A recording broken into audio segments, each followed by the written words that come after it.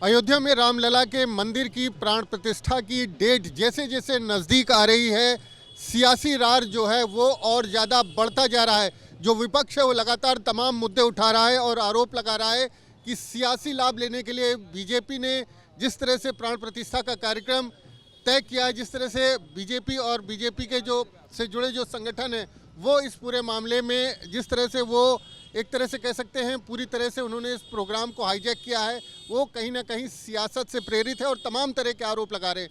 कोई कांग्रेस का नेता कह रहा है कि जो राम मंदिर है उसमें जो तंबू में वो गए थे दर्शन करने के लिए तो उसमें 2 गुड़िया रखी थी। कोई कह रहा है कि मंदिर अधूरा है और कोई कह रहा है कि जो प्राण प्रतिष्ठा है उसमें प्रधानमंत्री को शामिल नहीं होना चाहिए। इस तरह के तमाम विवाद खड़े हो रहे हैं। हम इस वक्त प्रयागराज में मौजूद हैं।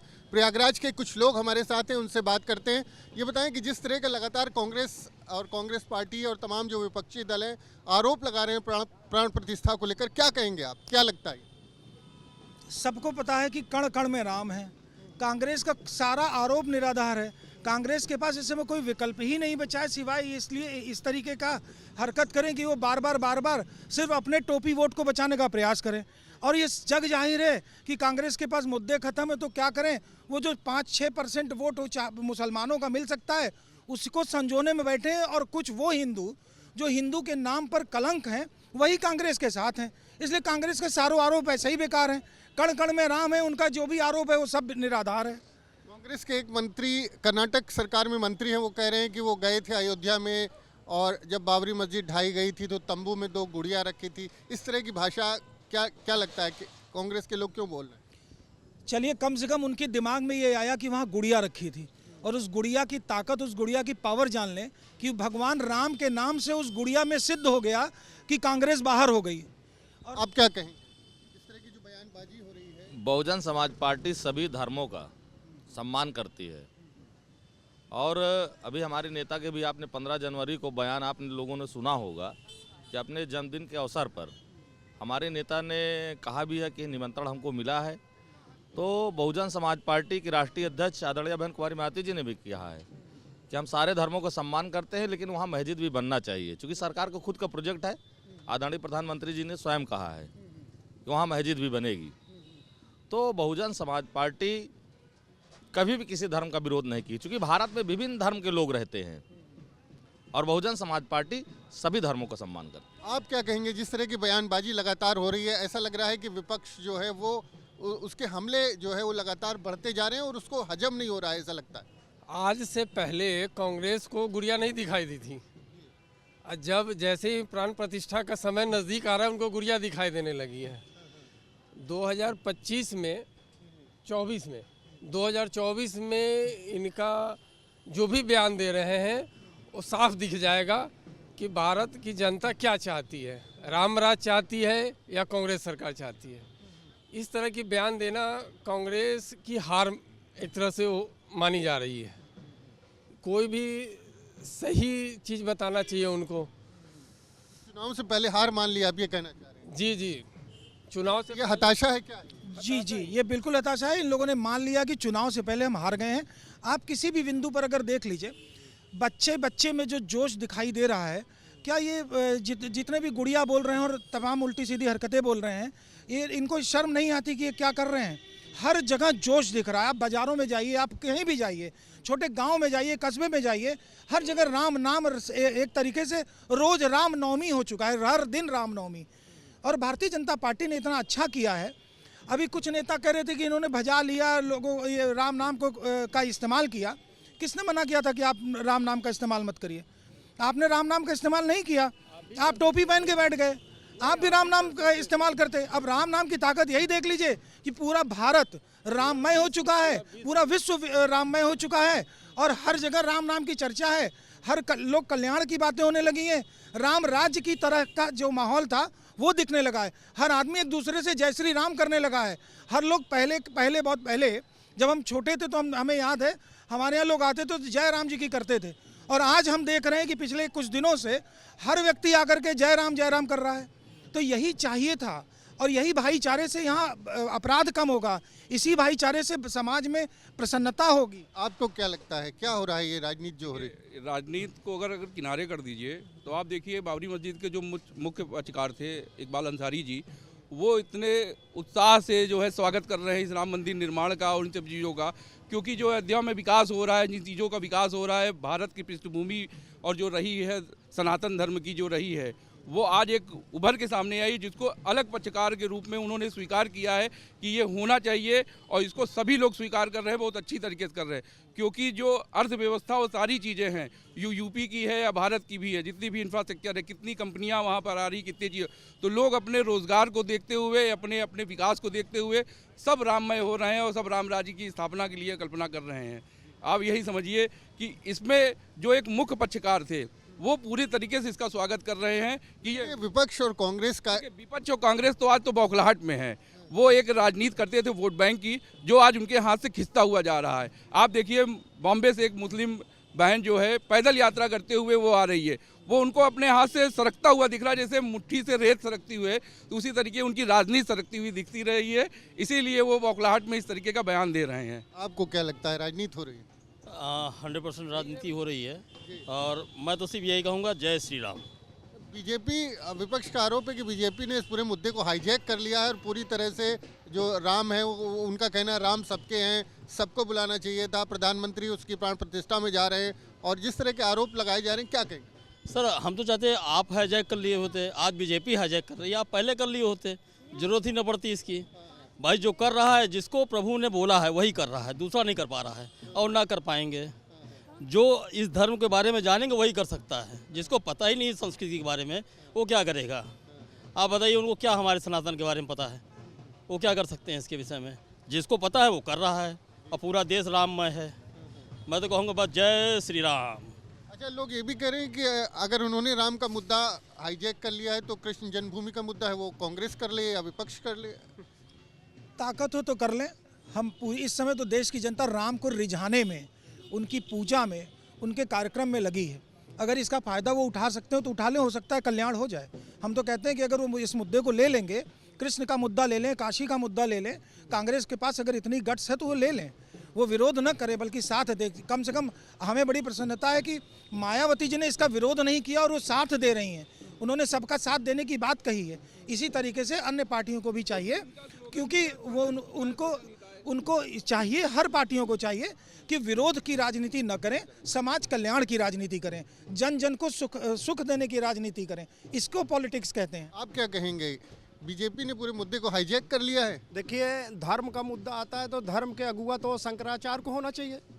आज कहीं ना कहीं दाल में काला तो दिख ही रहा है, चारों शंकराचार्य आज की न्यूज में कोर्ट भी गए हुए, तो धर्म के अगुआ तो शंकराचार्य होते हैं। आज तो माननीय मोदी जी प्रधानमंत्री जी हो रहे हैं, कहीं दाल में काला तो दिख ही रहा है। कांग्रेस के नेता जिस तरह का बयान दे रहे हैं कि एक कांग्रेस कर्नाटक सरकार के मंत्री कह रहे हैं कि वो वहाँ पर गए थे तो मंदिर में 2 गुड़िया रखी थी तंबू में, इस तरह का बयान जो दे रहे हैं, इसको सही मानते हैं? देखिए, भारतीय जनता पार्टी के लोग हों या कांग्रेस के लोग हों, दोनों लोग बोलते कुछ हैं करते कुछ हैं, तो दोनों लोग एक जैसे हैं। एक सांपनाथ हैं तो एक नागनाथ। एक सांपनाथ है, एक नागनाथ। ये कहीं नहीं है, इसलिए ऐसी बातें कर रहे हैं। इन्हें बहुत अच्छे से पता है, इन्होंने अभी धर्मगुरु की बात करी, सारे धर्मगुरु वहाँ उपस्थित हो रहे हैं। जो इन्होंने अभी जिनकी बात करी है, उनका फ्रस्ट्रेशन शुरू से कांग्रेस के साथ वो रहे हैं, इसलिए वो चिढ़ते हैं और उनकी राजनीति कांग्रेस की चलती है। वो हैं जरूर धर्मगुरु, शंकराचार्य बन के बैठे जरूर हैं, लेकिन अगर वो शंकराचार्य हैं तो उन्हें राम मंदिर के निर्माण में, न राम मंदिर के कार्य में सहयोग देना चाहिए, न कि कांग्रेस के प्रवक्ता बन के बैठे। आपको क्या लगता है? चारों शंकराचार्य नहीं जा रहे हैं और धर्मगुरु तमाम नाराज। क्यों नाराज है? धर्मगुरु का काम क्या है? पॉलिटिक्स करना उनका काम नहीं है। धर्मगुरु का काम है कि धर्म को आगे बढ़ाना, ना कि पॉलिटिक्स करना। कांग्रेस हो या बीजेपी, किसी से पॉलिटिक्स नहीं करना चाहिए। धर्मगुरु जो भी कर रहे हैं वो गलत कर रहे हैं और आने वाले दिनों में वो भी पता चल जाएगा उनको भी। धर्मगुरु का काम होना चाहिए कि धर्म की रक्षा करे, धर्म के बारे में लोगों को बताएं। नहीं, जो धर्मगुरु हैं वो वहाँ पहुँच भी रहे हैं। ये अपने आप को खुद धर्मगुरु नहीं है, ये कांग्रेस के प्रवक्ता बन गए हैं, ये सिद्ध कर रहे हैं एक्चुअली। पार्टी के प्रवक्ता नहीं, ये हाँ, किसी पार्टी का प्रवक्ता उनको बनना नहीं चाहिए था। धर्मगुरु का काम है कि धर्म को रक्षा करे, धर्म के बारे में लोगों को बताएं, जागृत करे। लेकिन धर्म का ही तो काम हो रहा है, ये धर्म का ही तो काम हो रहा है। राम मंदिर धर्म का काम हो रहा है ना, लेकिन शंकराचार्य लोग कह रहे हैं कि हमें चाहिए, हम करें।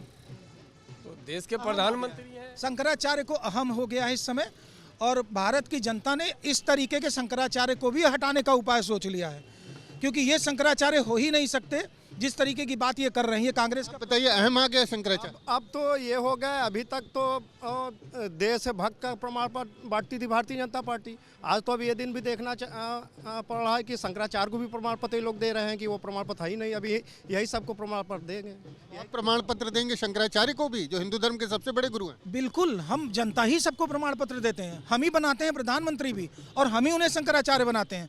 अगर हमारे शंकराचार्य पथभ्रष्ट हो गए, शंकराचार्य कोई मतदान से तो बनते नहीं, लोकतांत्रिक तरीके से तो बनते नहीं। हमारे प्यार, हमारे संस्कारों की ही वजह से वो शंकराचार्य बनेंगे। लेकिन अगर शंकराचार्य अपने पथ से भटक जाएंगे और किसी पार्टी के लिए चुनाव प्रचार करने लगेंगे और वो कांग्रेस के प्रवक्ता बन के बैठ जाएंगे, तो वो बिल्कुल धर्मगुरु नहीं कहे जाएंगे। आप क्या कहेंगे इसमें? जिस तरह का आज विरोध हो रहा है, और मुझे लगता है कि बहुत से ऐसे काम होते हैं, चाहे अच्छा काम हो तो कहीं ना कहीं विरोध होता है, लेकिन ये बड़ा दुखद है कि आज देश के चारों शंकराचार्य विरोध कर रहे हैं। चारों शंकराचार्य विरोध कर रहे हैं। लोग हाई कोर्ट चले गए, सुप्रीम कोर्ट चले गए। इसको आप चाहे दुखद दिन कहें, ये बड़ा दुखद दिन है। और मैं एक चीज़ और कहना चाहता हूँ कि आज जैसे तमाम लोग जो है, ये लोग ये भी आरोप लगा रहे हैं कि जैसे 25 तारीख को जानकारी हो रही है कि मोदी जी की पहली रैली जो है इधर अलीगढ़ से है, अलीगढ़ में है, और 22 तारीख को उद्घाटन है। तो लोग आरोप लगा रहे हैं कि कहीं ना कहीं चुनावी मुद्दा भी है। हमने कहा ना कि हम किसी धर्म का विरोध नहीं करते, लेकिन बाबा साहब ने एक बात और कहा था कि शिक्षा वो शेरनी का दूध है, जो पिएगा वही दहाड़ेगा। तो हमको लोकसभा के मंदिर में कब्जा करना है, ये भी बाबा साहब ने कहा था। क्यों इतनी राजनीति हो रही है? देखिए, सभी की दृष्टि वही है, लोकसभा के मंदिर में कब्जा करने की।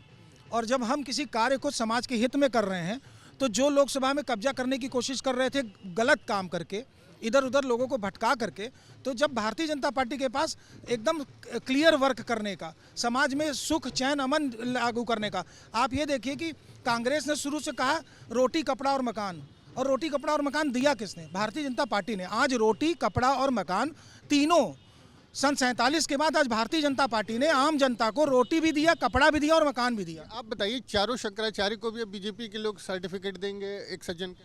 सर्टिफिकेट नहीं, सर्टिफिकेट जनता देगी ना। उनको आदर करना लोग कम कर देंगे, अपने आप समझ में आ जाएगा उनको कि क्या है। अगर शंकराचार्य धर्म गुरु का काम है धर्म की रक्षा करना, धर्म के बारे में लोगों को बताना, जागरूक करना, ना कि किसी मंदिर बन रहा है यहाँ कोई प्रधानमंत्री आ रहे। अगर ये राहुल गांधी प्रधानमंत्री होते, वो आते तब भी वो करते। राहुल गांधी प्रधानमंत्री होते तब भी वो करते हैं? देखिए, सबसे पहले तो भारतीय जनता पार्टी सबका सम्मान, सबका विकास की बात करती है। अगर वाकई माननीय मोदी जी पूरे देश के प्रधानमंत्री हैं, सर्व समाज के प्रधानमंत्री हैं, तो उनको इसी भव्य तरीके से मस्जिद भी बनवाना चाहिए जिस तरीके से, तभी तो सबका सम्मान, सबका विकास का तो रही है। अयोध्या में मस्जिद भी बन रही है। कहाँ, कहीं मीडियम तो नहीं दिख रहा है। जिस तरीके से 22 तारीख का उसकी ओपनिंग हो रही है, ये हो रहा है, शोर शराबा हो रहा है, क्या मस्जिद का आपने कहीं नाम सुना? जमीन चिन्हित कर ली गई है, मस्जिद के लिए तैयारी हो गई। दोनों को अगर सबको बराबर समझे, दोनों को एक साथ में ओपनिंग होनी चाहिए, दोनों उसी तरीके से भव्य तरीके से बनना चाहिए, एक साथ ओपनिंग। ये भी एक विषय है। देखिए, ये जागरूक नहीं है, ये अभी नया नया उछल कूद मचाने वाले लोग हैं। इनको यही नहीं जानकारी कि वहाँ अयोध्या में मस्जिद के लिए ज़मीन दी गई है। अब ये मस्जिद कमेटी और उन लोगों का काम है कि वहाँ बनाना है या क्या करना है। दरअसल वहाँ के मुसलमानों ने भी, जहाँ तक हमने देखा है, वहाँ के मुसलमानों ने भी ये समर्थन किया है कि हम राम मंदिर के निर्माण में, राम मंदिर के कार्यक्रम में पूरा सहयोग देंगे। और उसका उदाहरण भी ताज़ा ताज़ा है। और सब जानते हैं कि जो पक्षकार थे, उन्होंने अभी जब मोदी जी गए थे तो स्वयं मोदी जी पर फूल भी फेंक रहे थे, क्योंकि इतना अच्छा कार्य किया। इसका ही मिसाल लोगों को ले लेना चाहिए कि अगर एक पक्षकार स्वयं मोदी जी पर फूल फेंक करके ये प्रदर्शित कर रहा है कि आपका ये निर्णय देश हित और राष्ट्र हित में है, तो विपक्षियों को खुद सोच लेना चाहिए कि फालतू की बातें न करें, बल्कि एक साथ चल करके राम मंदिर के प्राण प्रतिष्ठा के समारोह का आनंद लें। आप क्या कहेंगे? वाराणसी के एक मुस्लिम परिवार ने एक शॉल भेंट की है रामचंद्र जी के लिए, ये हमने न्यूज़ में देखा है। आप लोग ऐसे तमाम उदाहरण हैं। प्रयागराज से भी एक सज्जन गए थे अंग वस्त्र लेकर के, वो मुस्लिम है, यहीं पर उनकी दुकान है कपड़ों की। तो उनके अंदर भावना है ये कि नहीं सही काम हो रहा है। ये नेता जितने लोग हैं अदर पार्टी वाले हैं, ये सिर्फ अपनी राजनीति इनकी डूब रही है, इसको बचाने के लिए अनर्गल बयान दे रहे हैं। और बचना है नहीं, ये चाहे जितना बयान कर लें बचना कुछ नहीं है। बचना नहीं है, उसका कारण भी है। आप भी राममय हो जाइए। अभी आपने कहा ना कि क्या वहाँ पर काशी और मथुरा, तो क्यों नहीं कांग्रेस काशी मथुरा पर बात करती है? अगर गट्स है तो टोपी उतार करके बैठे और काशी मथुरा पर चंदन लगा के बात करें, यही है सही तरीका। आपको क्या लगता है? देखिए, सबसे पहले तो हम जवाब चाहेंगे भारतीय जनता पार्टी से कि जो बाबरी मस्जिद शहीद हुई उसके बीच के गुंबद के नीचे राम जी का जन्मदिन बताया गया है, और जो मंदिर बन रही है वहाँ से 3 किलोमीटर दूर बन रही है। ये तो तथ्य, ये तमाम सोशल साइट्स पर इसको शेयर किया गया था, लेकिन बाद में पता चला कि इसमें कोई तथ्य नहीं है, ये गलत है। नहीं, इसका तो कोई तथ्य सामने आया नहीं। गलत है क्या? भारतीय जनता पार्टी गलत है, वो गलत है, वो गलत है, वो स्पष्ट हो चुका है। आप बताइए कि ये पूरी राजनीति क्या लगता है आपको? देखिए, मैंने आपसे कहा ना कि हम लोग सारे धर्मों को सम्मान करते हैं, लेकिन आज देश में स्थिति एक और पैदा हुई जा रही है। नौकरियां खत्म हो जा रही हैं। आप बताइए, उत्तर प्रदेश में नौकरी आपको मिल रही है? नौजवान लाठी खा रहा है, फीस बढ़ रही, लाठी खा रहा है, संघर्ष कर रहा है। नौकरियां कहीं भी एक वैकेंसी, आप सब ठेकेदारी व्यवस्था हो गई है। आप किसी भी विभाग में देख लीजिए, ये व्यवस्था को सरकार को ख़त्म करना चाहिए। और जैसे पूर्व में छात्रों को, नौजवानों को, किसानों को सम्मान मिलता था, नौकरी मिलती थी, उसी तरह फिर से होना चाहिए। आज उत्तर प्रदेश की ये स्थिति है कि आज नौजवान नौकरी मांग रहा तो लाठी खा रहा है। पूरे देश तो का और भी मुद्दे हैं मंदिर के अलावा, उनका ये कहना है, लेकिन जो ज़्यादातर लोग हैं, जिस तरह की बयानबाजी लगातार विपक्ष की तरफ से हो रही है, उसको बेवजह की बयानबाजी मानते हैं। उन लोगों का ये मानना है कि ऐसे समय में जब पूरा देश राम मंदिर के प्राण प्रतिष्ठा का इंतज़ार कर रहा है और तमाम लोग राममय हो चुके हैं, ऐसे में इस तरह के बयान लोगों को पसंद नहीं आ रहे और कहीं ना कहीं एक तरह से इसको वो नकारात्मक राजनीति मानते हैं। प्रयागराज से वीडियो जर्नलिस्ट विजेंद्र के साथ मानवेंद्र प्रताप सिंह, न्यूज़ स्टेट, उत्तर प्रदेश।